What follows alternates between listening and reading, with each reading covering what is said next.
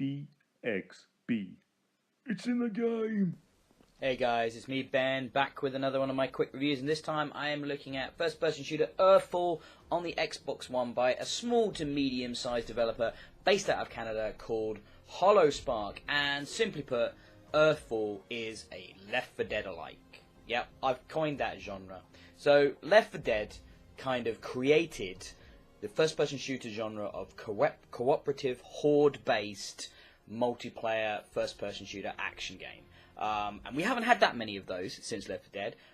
One comes to mind which I reviewed a couple of years ago, which was Vermintide. But what we have here with Earthfall is instead of zombies, we have aliens. And as you've seen with the video, there's some customization options. You know, one of the ways they're going to monetize this game post-release is through cosmetic-only DLC. So you're going to get new outfits and new gun skins. And there's already a pack that's available to buy right now. However, none of it affects gameplay. And the gameplay is what you'd expect from a game similar to Left 4 Dead. There's a bit more of a leaning on actually creating your own defenses in Earthfall, like putting up barricades and positioning turrets, either manned or automatic. And then another element is there's this 3D printing element where you can print your own guns in the level. To be honest, I found actually that guns were quite prevalent and easy to find in a lot of the levels, though somewhat randomly placed. So you've played Left 4 Dead, you know what kind of game that is, and that is what this is as well. And the main difference is the cosmetic change between zombies and aliens. So instead of, you know, the typical shamblers that you'd expect from a zombie game,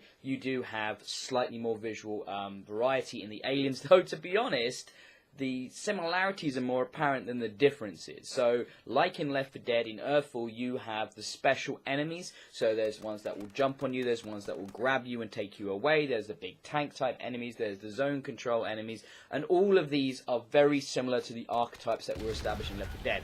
The weapons are very similar to what you find in Left 4 Dead. So you've got melee options as well, you've got the dual pistols, you've got various assault rifles and shotguns and sniper rifles, and miniguns and things like that. There's a little bit of difference, but mostly it's the same. Even the character classes that you can pick from are very similar to what we found in Left 4 Dead. And I keep saying that because there's a lot of similarities here. And the developers, to their credit, do not pretend that this is trying to be massively different. This is a subgenre of first-person shooter that isn't exactly oversaturated with choices on the market. So as long as the game is solid and you can get into a game with your friends or play with randoms, then what's wrong with having another game of this type available? And you can do all of that. It's pretty easy to get into a game. I found matchmaking early on when the game first came out quite difficult. There weren't a lot of people playing. I'm hoping the player base increases a little bit, and considering the price point is in the more affordable end of the spectrum, it's not like a AAA price game, it's much more AA. I believe the base version of the game is about 25 quid. You know, as long as that's the case, I think plenty of people will pick this up. Now, there's some weird stuff in this, though, let's be honest. The way the guns sound is a bit strange. They lack impact, they lack depth to a lot of the sound effects, and that sometimes can pull you a little bit out of the experience. But it's a minor niggle. The way the shooting feels is fine.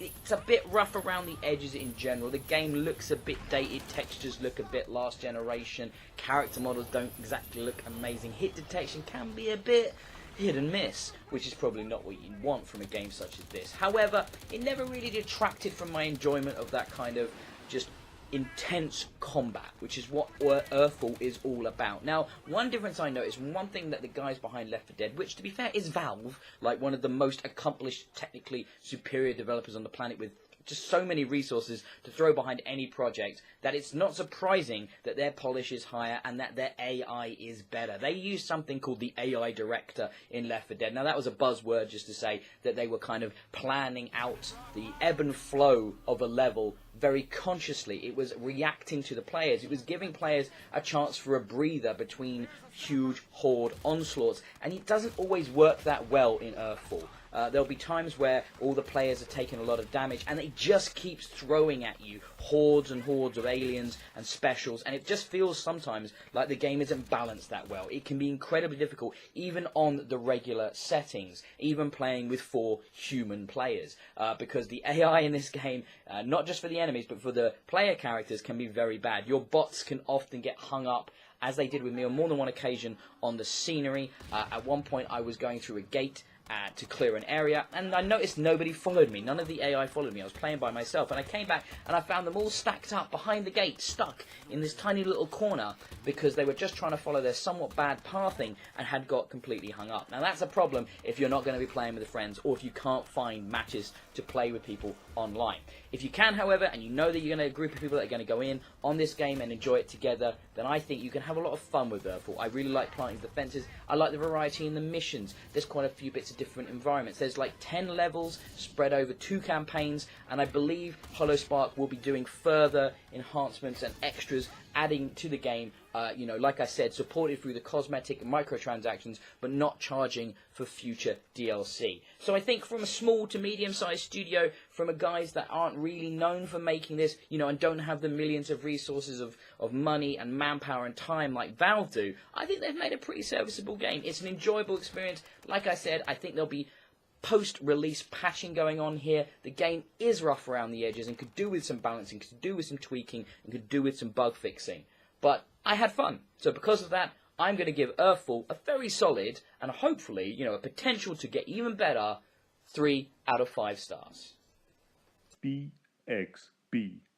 It's in the game.